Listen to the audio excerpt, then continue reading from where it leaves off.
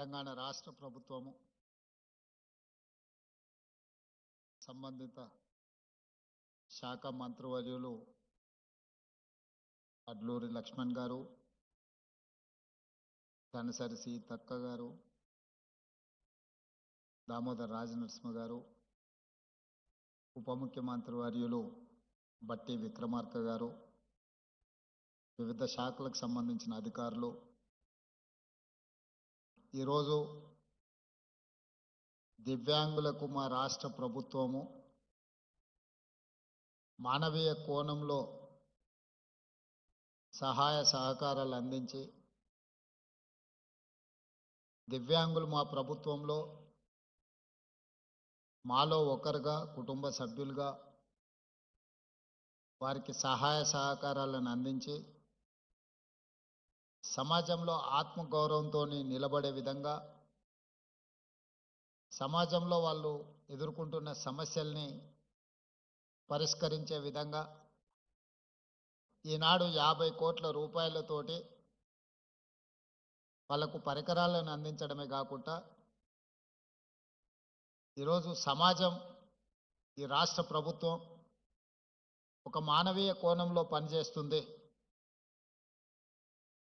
మానవత్వంతో కూడుకున్న నిర్ణయాలు ఈ రాష్ట్ర ప్రభుత్వం తీసుకుంటుంది.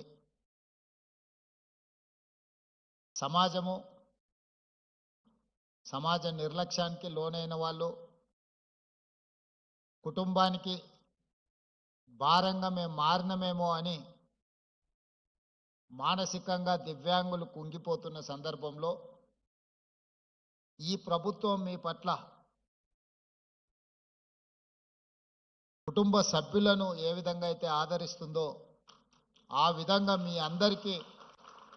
అవకాశం కల్పించాలని నిర్ణయం తీసుకొని ఎప్పుడు లేని విధంగా 50 కోట్ల రూపాయలు కేటాయించి ఈనాడు మీకు సహాయం అందించడమే కాకుండా మీకు అవసరమైన పరికరాలను అందించి ఈ ప్రభుత్వం మీకోసం ఉన్నది ఒక విశ్వాసాన్ని కల్పించాలనే ప్రయత్నంలో భాగంగానే ఈనాడు మా మిత్రులు అడ్లూరు లక్ష్మణ్ గారు ఈ కార్యక్రమాన్ని ఏర్పాటు చేసి అన్ని జిల్లా కేంద్రాలలో ఈ కార్యక్రమాన్ని పెట్టి అందరికీ ఇక్కడి నుంచి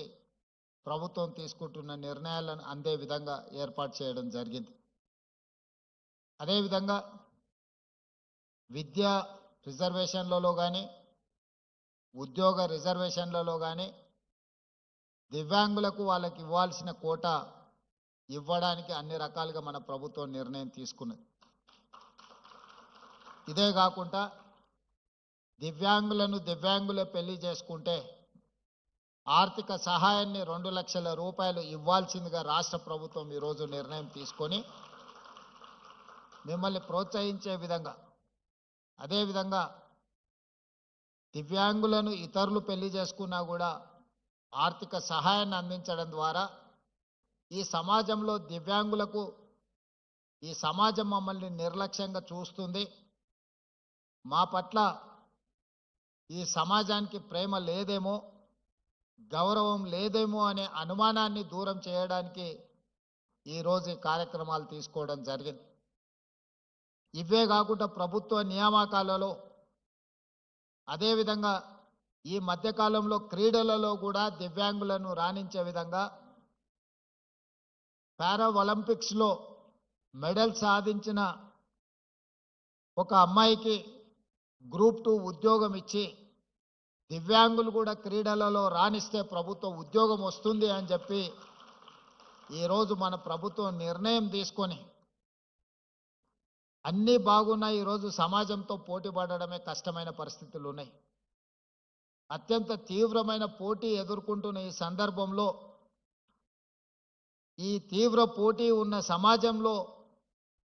దివ్యాంగులకు అవకాశాలు రావేమో అని బాధపడాల్సిన అవసరం లేకుండా అది విద్యలో కానీ ఉద్యోగాలలో కానీ క్రీడలలో కానీ దివ్యాంగులు ఏమాత్రం రాణించినా వాళ్ళని ప్రోత్సహించాలని చెప్పి ఈరోజు మా ప్రభుత్వం పనిచేస్తుంది. మీరందరూ ఆత్మస్థైర్యం కోల్పోకుండా ప్రభుత్వం కల్పించే అవకాశాలను సద్వినియోగం చేసుకొని జీవితంలో ఎదగాల్సిందిగా మీ అందరికీ సూచన చేస్తున్నా. మనందరికీ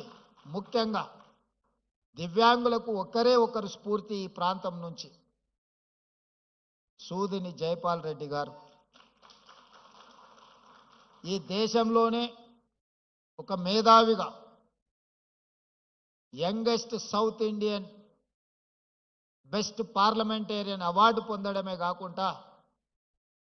పరిపాలనలో పట్టు సాధించడమే కాకుండా భాష మీద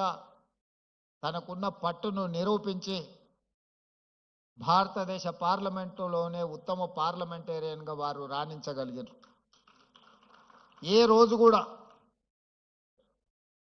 ఆయనకు వైకల్యం ఉన్నది అన్నది ఆయన ఎప్పుడు ఆయన ఆలోచనలో కూడా రానియలేదు. ఈరోజు తెలంగాణ ప్రాంతం నుంచి లేదా తెలుగు మాట్లాడే ప్రాంతాల నుంచి ఒక పివి నరసింహారావు గారు, ఒక నీలం సంజీవరెడ్డి గారితో సమానంగా జైపాల్ రెడ్డి గారు రాణించి సమాజంలో గౌరవం తీసుకొచ్చిండంటే ఈరోజు దివ్యాంగులు అందరూ కూడా జైపాల్ రెడ్డి గారి యొక్క సక్సెస్ను స్ఫూర్తిగా తీసుకోవాల్సిన అవసరం ఉన్నది. అదేవిధంగా ట్రాన్స్జెండర్స్ వీళ్ళ పట్ల కూడా సమాజము కొంత వివక్ష చూపించడము, కుటుంబ సభ్యుల యొక్క నిర్లక్ష్యానికి లోనైన వాళ్ళను కూడా ఈరోజు ట్రాన్స్జెండర్స్ని కూడా రాష్ట్ర ప్రభుత్వ ఉద్యోగ అవకాశాలు కల్పించడమే కాకుండా రాష్ట్ర ప్రభుత్వం అందించిన డబుల్ బెడ్రూమ్ ఇండ్లు కానీ ఇందిరమ్మ ఇండ్లు కానీ నిన్ననే రామగుండం నియోజకవర్గంలో అక్కడి శాసనసభ్యులు రాజ్ ఠాకూర్ గారు ఇళ్ల పట్టాలు కూడా ఈరోజు ట్రాన్స్జెండర్లకు అందించడం జరిగింది. వివిధ శాఖల్లో వాళ్ళకు ఉద్యోగ ఉపాధి అవకాశాలు కల్పించి ఈరోజు వాళ్ళ అభ్యున్నతి కోసం కూడా నిన్నటి వరకు సమాజంలో వాళ్ళ పట్ల చూపించిన వివక్షను ఈరోజు హైదరాబాద్ పోలీస్ కమిషనరేట్ పరిధిలో కానీ మున్సిపల్ కమిషనరేట్ పరిధిలో కానీ వివిధ శాఖల్లో ఈరోజు ఉద్యోగ ఉపాధి అవకాశాలు వాళ్ళకు కల్పిస్తున్నాం. ఈ వేదిక మీద నుంచి